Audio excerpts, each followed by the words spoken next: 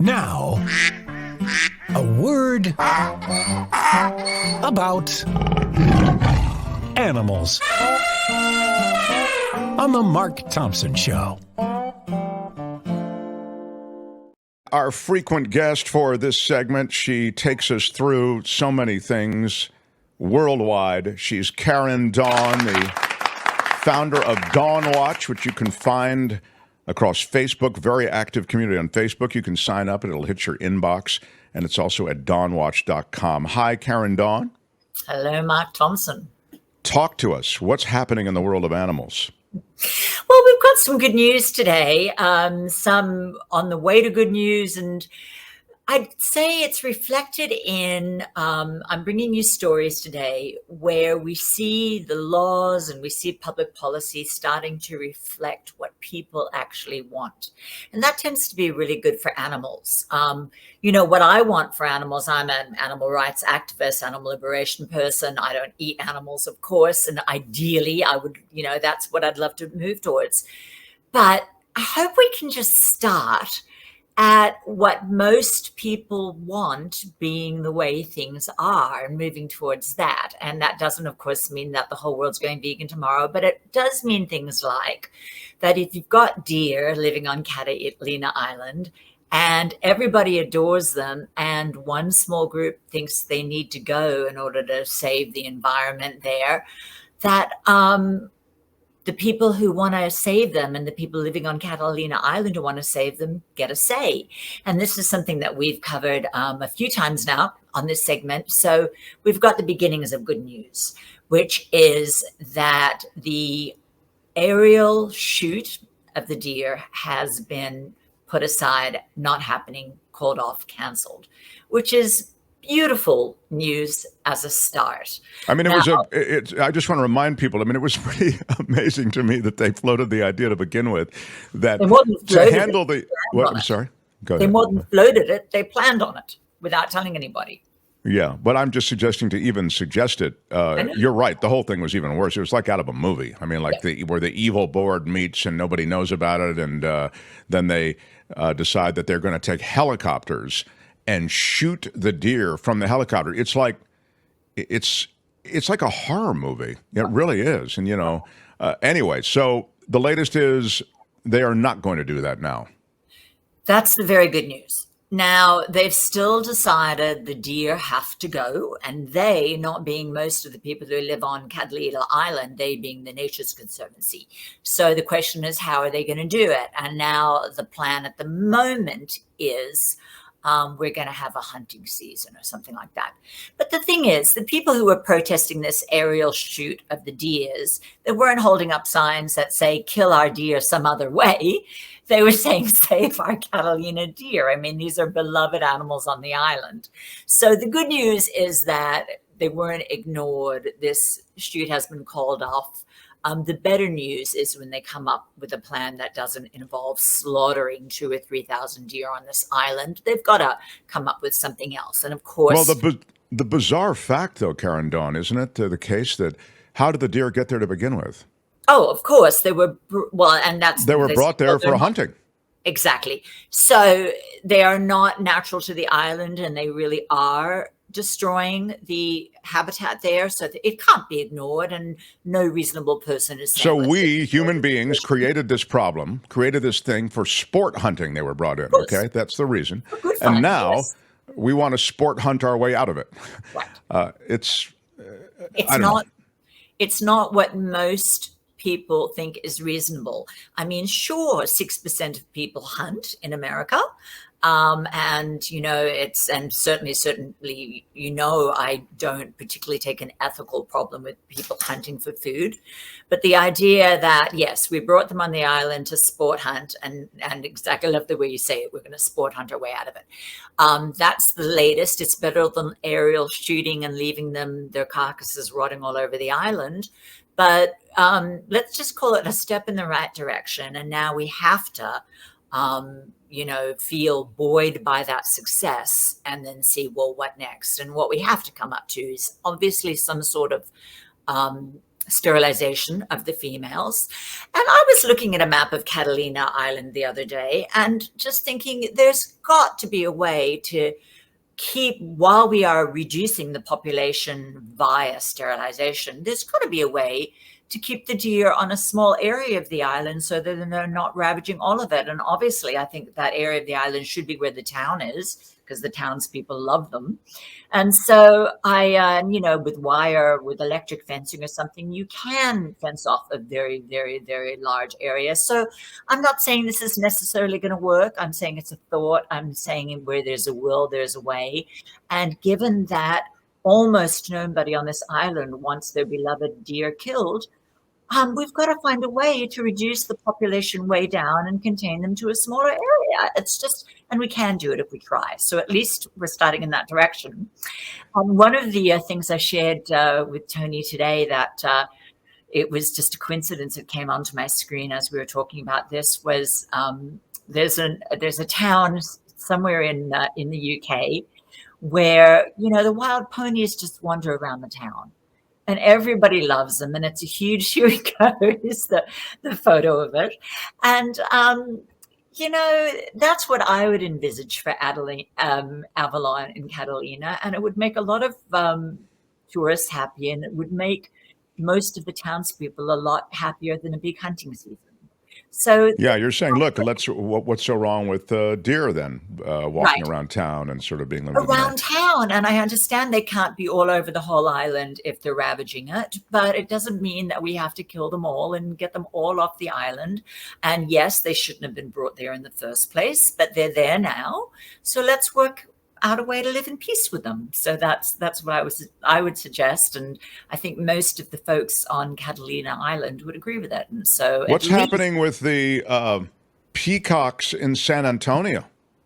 Well, that's more good news. Here we have a situation where we have peacocks living around the town of San Antonio, and it was legal to kill them apparently, and somebody did, but the people of San Antonio love them. So a congresswoman has put forward, her name's the congressperson's name is Gavito, and she's put forward the idea of a bill to legally protect these peacock because they're beloved, because people love them. And because, again, it'd be nice if the laws reflected how most people feel about animals. And, one person or a few people who want to hunt them or kill them or don't like their noise shouldn't be allowed to kill animals that the vast majority of people love. So that's an example. And they're like a draw. They're like a tourist draw. They're like people, as you say, love them and look for them and congregate around them. They become, sort of mascots of the town in a way. Exactly like the deer in the town of Avalon will be allowed to be if we find a way to reduce their numbers without just slaughtering them. It can be done. So it's being done in San Antonio by Congresswoman Gavito. And then I was going to share also some wonderful news that Colombia has banned bullfighting. So more and more places across the globe are banning this sport, which of course this is a huge thing, I think, because it's so much, as you say, part of the culture. Part of the culture that most people don't like. So again, we don't have to, in order to get progress for animals, we don't have to try and enforce our way of looking at them on the public. We just have to try and work for laws that reflect how the public actually feels. Most people don't go to bullfights. Most people don't want bullfighting. So yay, Colombia has banned something that most people see as obscene. So it can happen. If I went to a bullfight years ago, and it was so extraordinarily.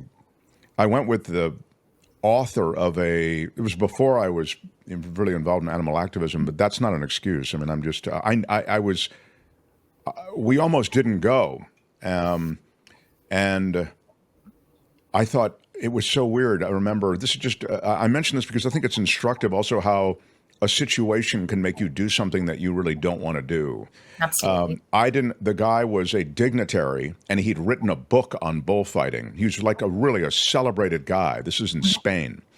And I didn't want to go, but the momentum of it. And he came to lunch, I think, and he said, look, I've got you guys tickets to the bullfight tonight and blah, blah, blah. And I want you to know this. And I didn't really know much about bullfighting except that I didn't like it. I know the bull dies and I don't like that and, whatever.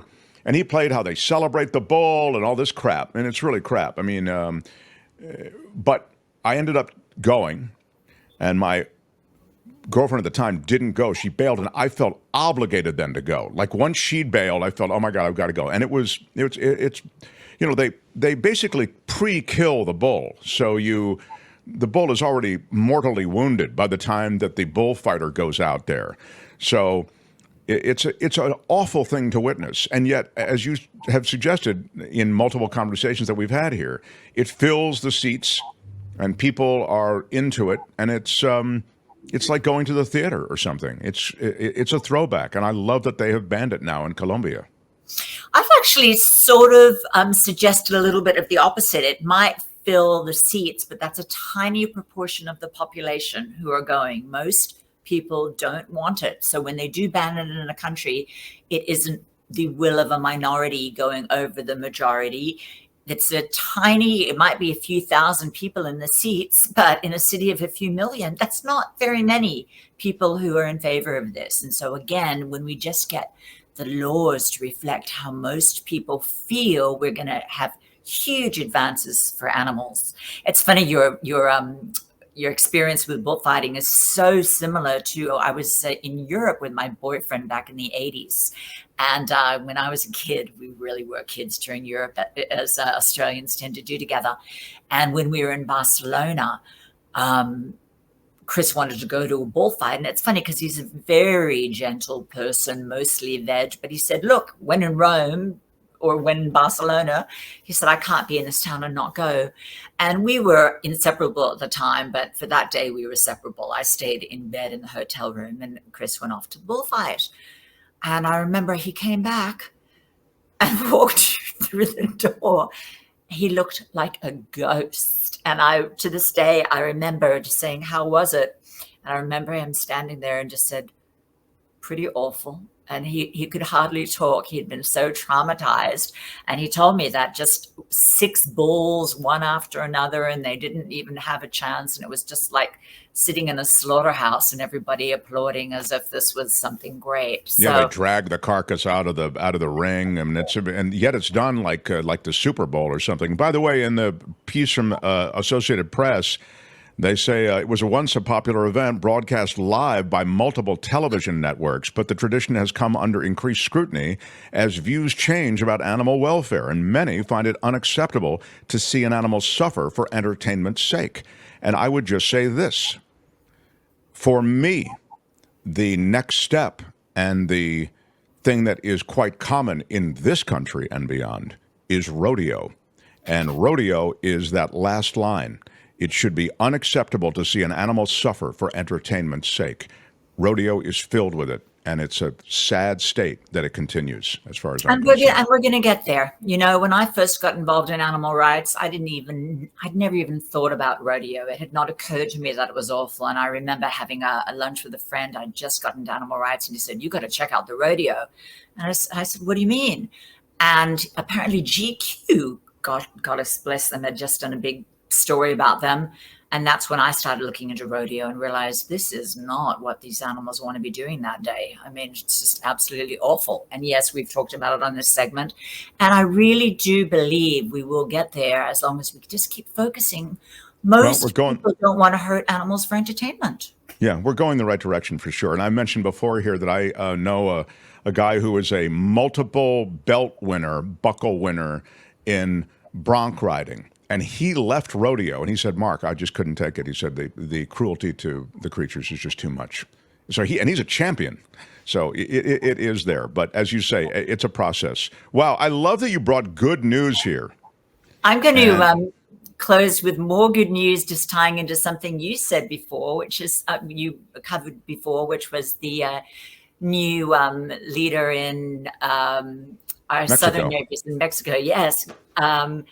I had a letter in the Los Angeles Times just a few days ago talking about there'd been an op-ed saying that more men need to go vegan.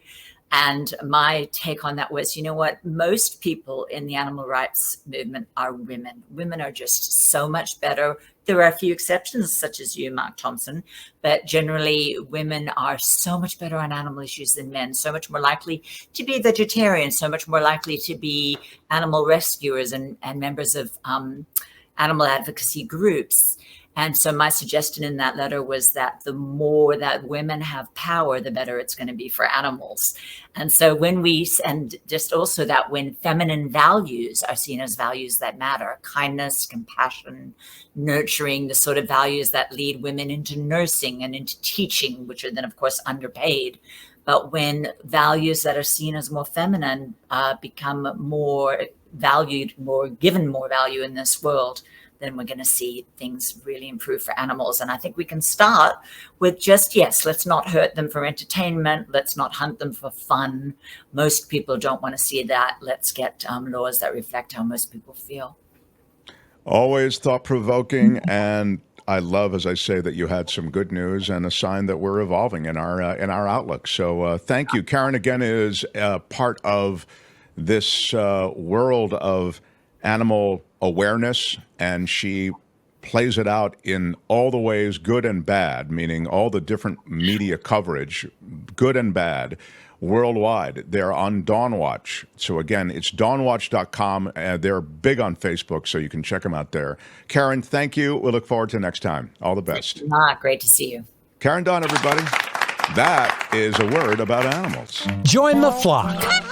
Again next time for A Word About Animals on The Mark Thompson Show. Hi, it's Mark, and I thought that was great. Hit the notification bell. You'll know whenever there's a new video being dropped, and please subscribe to our channel to help us save the universe.